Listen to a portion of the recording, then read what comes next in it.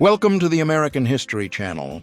Subscribe and leave a like so you don't miss any of the upcoming videos like this one. Belle Siddons was born and raised on a southern farm, surrounded by a landscape that shaped how she saw the world.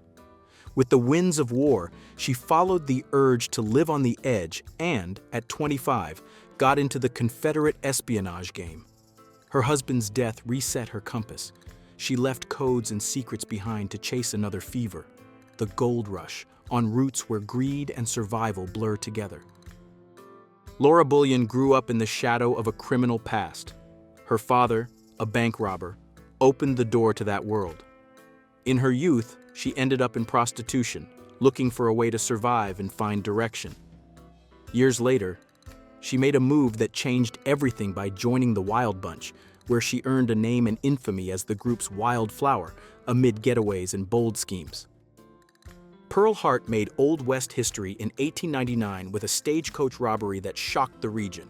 Rare among criminals of the time, she became national news.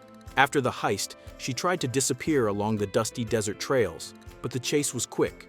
The posse caught her, and her legend began at the defendant's table. If you're enjoying the content, don't forget to subscribe to the channel.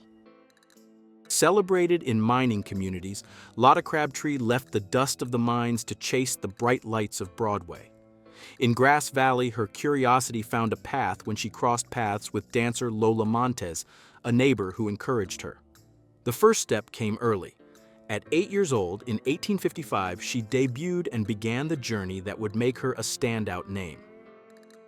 More than 140 years ago, Victoria Woodhull broke barriers by running for President of the United States with the Equal Rights Party.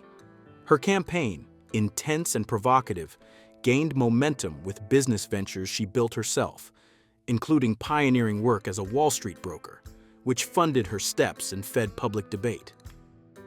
Eleanor Dumont, born around 1829, maybe in New Orleans, is said to have had roots in a Creole family. Little is known about her childhood. Her name rose to prominence in Nevada City. When she opened a gambling house, she became the talk of the town. The salon filled up fast. Curious men vied for seats at the table, drawn by the firm presence and elegant manners that would set her apart from then on. Etta Place shows up as a name that intrigues. She linked up with Butch Cassidy and later married Harry Longabaugh, the Sundance Kid. What we know is fragmented. She appeared in the Wild Bunch's orbit and, according to records, acted as partner and lover, helping with robberies alongside Cassidy and Longabaugh. The rest is lost in gaps that still raise questions. Born in booming Missouri in 1848, Myra Maybelle Shirley seemed destined for the usual script, a good marriage and a calm routine. But in 1864, the family's move to Texas turned the page. There, her first contact with the feared James Younger gang, led by Jesse James, changed her outlook and set the path toward the future Belle star. Mary Catherine Harrony, Big Nose Kate, was born into comfort, but at 14, she lost both parents. Pushed toward adoption, she rejected the life others tried to impose. She set her own course, guided by curiosity and courage. From that escape came the figure who crossed saloons and deserts, a living portrait of the contradictions and possibilities of the Old West. If you're enjoying the content, don't forget to subscribe to the channel. From early on, Sarah Jane Newman showed grit. Born in 1817 among pioneers who put down roots in Austin, she grew up in contested territory. She learned to protect the family's land, dealing with constant threats. Her private life became talk of the town. She is said to have married 5 times, and rumor has it 2 husbands vanished under murky circumstances. Born in 1878, Rose Dunn, the Rose of Cimarron, had a short stint in the outlaw world, marked by her romance with George Bitter Creek Newcomb. The turning point came on September 1, 1893, in Ingalls, Oklahoma.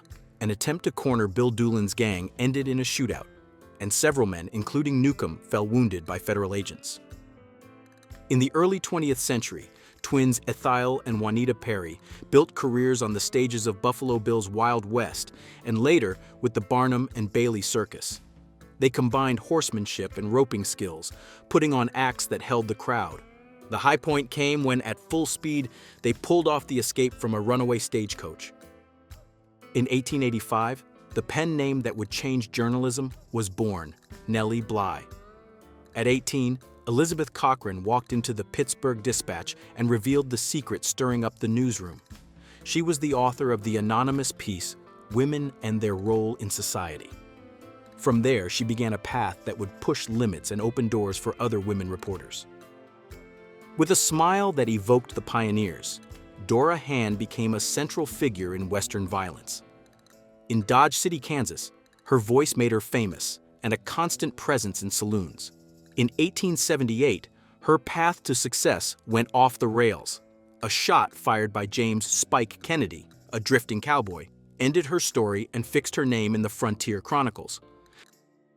With the strong earnings from the Rockwell shows, we invested in buying theaters in Seattle. Success opened doors, but it also split paths. That's when my longtime partner, looking for a new direction, married someone else and dropped the curtain for good. He left our routine and walked away from the arts without looking back. In 1910, Bonnie Parker was born in Rowena, Texas. She grew up studying and wanting to act, sure the stage would be her path. At 19, though, she met Clyde Barrow, then 20 and fresh out of prison. The attraction was instant. From that meeting, her plans changed course, and their story started to take turns no one expected. In parts of the West, adult entertainers needed licenses to perform. The fees from these permits helped pay for public services like policing.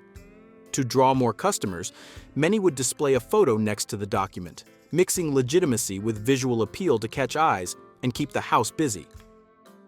At the turn of the 20th century, Kate Rockwell charmed Alaska.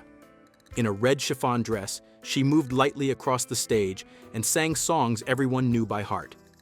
A waiter who traveled with her became her agent. He booked dates, arranged trips, and the pair took the show to far-flung western towns where loneliness called for music.